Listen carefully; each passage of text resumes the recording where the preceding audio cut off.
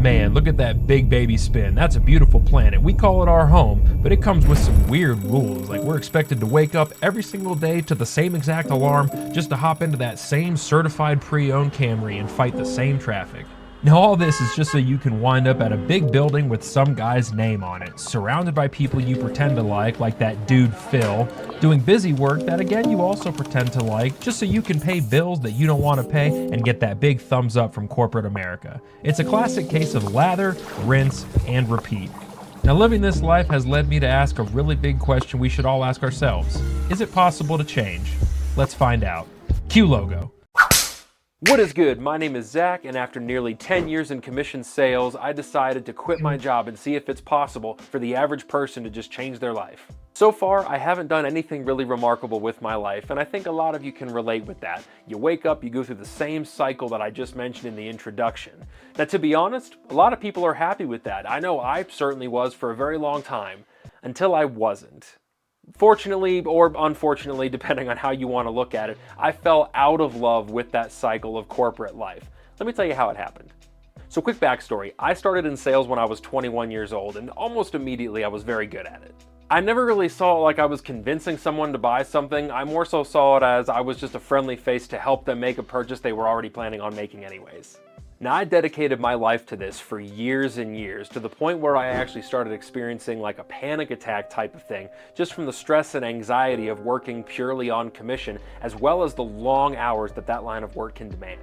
I got to be well over 300 pounds. I got addicted to both drugs and alcohol, and like most people, I convinced myself I was happy. I also covered the pain with materialistic items like constantly buying new cars or buying guitars, things like that, because I didn't have the energy nor the time to actually get out and do anything else. Now this was all true until I moved to Colorado a few years back. It's amazing what your surroundings can do for your mental well-being. You know, suddenly I was surrounded by people that loved being outdoors and going to concerts, visiting local restaurants. Colorado people have a true value in experiences, and I started to follow suit. Suddenly I started to have a true love for doing things rather than buying things. As my mental health started to improve, my physical health started to follow suit. I started to take both of those very seriously, sometimes even more seriously than my job, which in commission sales is a no-go. Plus, buying things is a huge motivator in sales in general. So these little changes were a big step in the right direction for how I wound up here. Now throughout this whole experience, I'm changing a little here, changing a little there, but the real big change happened when I decided to take psilocybin mushrooms. Now without diving too far into my personal experience with psychedelics, what I am going to say is this. By the time I started hitting the really high doses of shrooms, it's an experience that can't even really be described. It was to the point where the guy who sold me the mushrooms was like, "Jesus, dude, what are you trying to do? See the Lord?" Now, there's a common misconception around shrooms. Sure, it's done all the time for fun, but I was looking for something else. I was looking for something I've never had in my entire life, and it's something most people never have in their lives. And that's clarity. I mean, it was a clarity that I've never felt before. I was living in a world of negotiation my entire life. 50 plus hours a week, it was my client's job to come to me just to tell me why they can't buy anything from me, and then it was my job to tell them why they should buy from me at that point in time. Once you take a trip down the psilocybin rabbit hole, all of a sudden I was like, do you want to buy this or not? Like, is this something you want to do? If you do, great. If not, also great. Pleasure meeting you. When you're in sales, that is not a good headspace to be in, especially from your employer's perspective. Now, when you're in sales, people love to say, "Hey man, I don't want to waste your time." Dude, forget my time. I got to be here anyways. Stop wasting your own time, man. Like, if you're just here to be here, like, what are you doing here? Go do something more fun. I don't even want to be here. Now, this huge shift in mentality made me realize I need to figure out what to do with my life outside of this. I need to figure out who I am as a person. What is going to make me happy? So my wife and I reviewed our finances. We checked on everything and was like, hey, it looks like I can afford to not work for the next 6 months and try to just do things that I enjoy and hopefully somehow make a living from it someday. Think of it like this.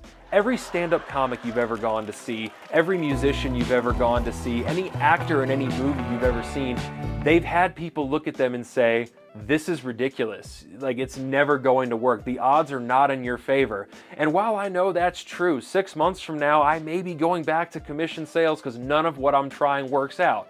But that being said, if you never give it a shot, it's guaranteed to never happen. So in an ideal world, this is how I see the next 6 months to a year going for me. I work really hard to get into the best shape of my life. I'm doing 2 workouts a day, I'm doing a fitness vlog, I upload fitness content to YouTube Shorts, and hopefully once I get into that shape, I'd love to be a certified personal trainer. I'd also like to start playing in a local band here in Denver, and then I'm gonna try stand-up comedy for the first time. I've always wanted to entertain people for a living, and if I can start doing comedy as just a general hobby and maybe one day make a little money from it, that would be super sick. And probably the most fun part to me is I am going to be documenting the entire thing right here for everybody to see, because I hope to maybe inspire some other people to take a leap for themselves. Maybe not as drastic as what I'm doing right now, but even if it's just little adjustments every day to try and better yourself, that is what I want for you. Now, up until this point in the process, the only real thing that I've gotten a hold of is actually my sobriety. At this point, I'm over 80 days sober after a decade of drug and alcohol abuse, and I'm very proud of that and look forward to continue doing that. I've documented that well through YouTube Shorts up until this point, but I have a ton more work than I have to do, and I hope you realize you do too. Now, if you take anything away from this channel, I hope it's this. Every day, you have the opportunity to do something better. No matter how big or small, the average person does have the capabilities to just improve something every day, and maybe at some point, all those little things can add up to being something really, really beautiful in the end.